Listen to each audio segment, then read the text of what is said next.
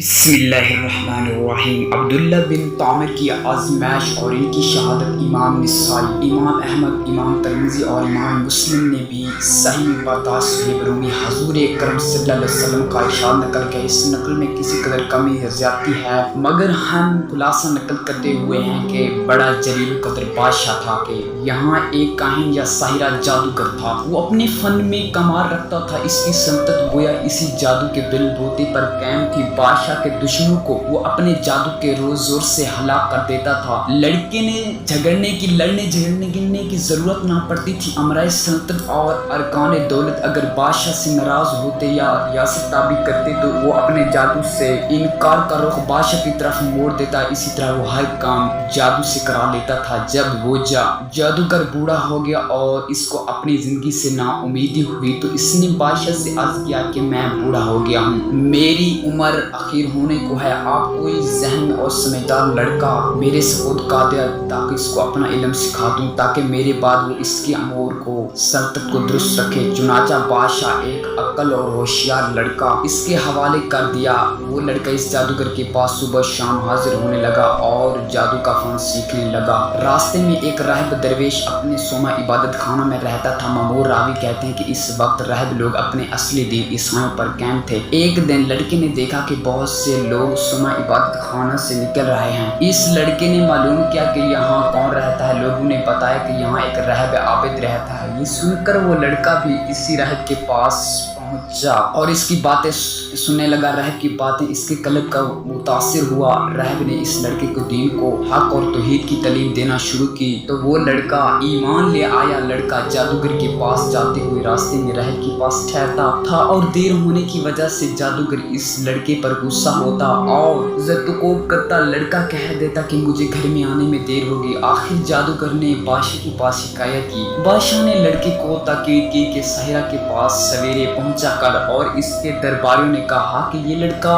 سویرے گھر سے آتا ہے، راستے میں دیر کرتا ہے۔ تو بادشاہ اور ساحروں نے یہ خیال کیا کہ کھیل میں لگ جاتا ہے، اس لیے دونوں نے لڑکے کے خوبے تنبیہ کی، لیکن لڑکا درویش کے پاس جاتا رہا۔ ایک دن یہ لڑکا راہب کے پاس سے بادشاہ کی طرف واپس ہو رہا تھا کہ دیکھتا ہے کہ کسی مہلک جانور شیر یا بھیڑیے نے راستہ روک رکھا ہے۔ لوگ ادھر ادھر دونوں طرف روکے کھڑے ہیں۔ لڑکے نے دل میں خیال کیا کہ آج امتحان لیتا ہوں کہ راہب حق پر ہے یا ساحرہ پر ہے۔ یہ خیال کر کے اس نے ایک پتھر اٹھایا اور یہ کہہ کر اٹھایا کہ آئے خدا، اگر اس راہب کا مذہب حق ہے تو پتھر سے اس جانور کو ہلاک فرما۔ اور وہ پتھر اس کو مار دیا اور جانور اس سے فوراً ہلاک ہو گیا۔ لوگوں نے یہ واقعہ دیکھا تو کہنے لگا کہ اس کو جادوگری میں کمال حاصل ہو گیا۔ لڑکے کی ہر جگہ تعریف ہونے لگی اور اس کی خوب شہرت ہو گئی۔ آہستہ آہستہ یہ خبر راہب تک پہنچ گئی تو اس نے لڑکے کو تنہائی میں بلا کر کہا، بیٹا، تجھ کو اللہ تعالیٰ نے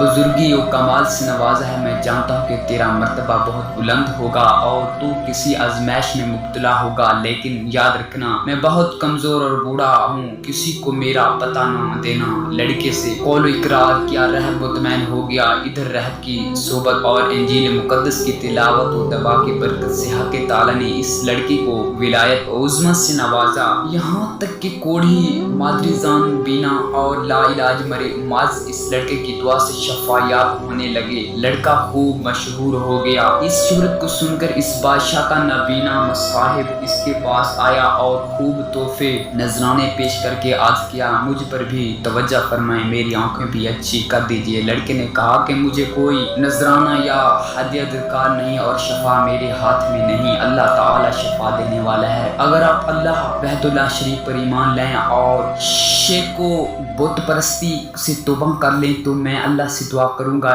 پروردگار عالم آپ کی بینائی واپس عطا فرما دے گا۔ وہ اندھا اس وقت مجلس میں مشرق با ایمان ہوا اور لڑکے نے دعا کی اور اس کی آنکھیں روشن ہو گئیں۔ معمول کے مطابق جب یہ شخص بادشاہ کی محفل مجلس میں حاضر ہوا تو بادشاہ اس کی بینائی پر تعجب ہوا۔ اس سے معلوم کیا کہ میری مملکت کے تمام والد تیری آنکھ کی علاج سے عاجز ہو گئے تھے، آخر تجھ کو کس سے شفا حاصل ہوئی؟ मसाहिब ने कहा मेरे परवरदिगार ने अपनी कुदरत से मुझे बिनई अता फरमाई है। बादशाह ने कहा मेरे सिवा तेरा कौन परवरदिगार है। मसाहिब ने कहा कि मेरा आपका और इस सारी कायनात का परवरदिगार तो अल्लाह है जिसने सारी मखलूक को पैदा किया है। बादशाह गज़बनाक हुआ और इस मज़हब को सख्त सजा दी और पूछा कि ये अकीदा तुझको किसने सिखाया। सख्ती से घबरा कर इसने लड़के का नाम बता दिया। बादशाह ने लड़के को बुलाया और कहा तुझको मेरी परवरिश और मेरे जादूगर के फैज़ से ये कमाल हासिल हुआ। लड़के ने कहा मेरे और जादूगर के हाथ में शफा नहीं है, ये अल्लाह की कुदरत पर मौकूफ है। बादशाह सख्त नाराज हुआ और इसको कड़ी सजा